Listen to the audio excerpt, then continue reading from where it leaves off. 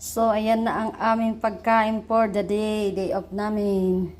So, yan, meron tayong lumpia, talong, then kanin, pinatuyo ang adobo, at spaghetti. At syempre, di mawawala ang ating zero sugar coke.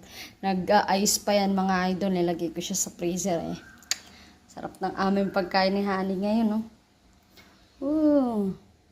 Busog na ang aming Sunday to celebrate the Valentine's Day. At syempre yung regalo natin, di ba? Ang ating mahiwagang regalo kay Honey. Sarap naman nito. Sarap naman nito sa lalamunan mga idol. So yan, happy Valentine's Sunday. Topakin. Yan, nagsayang tayo. Sarap nito mga idol. Creamy, hindi cheesy pa.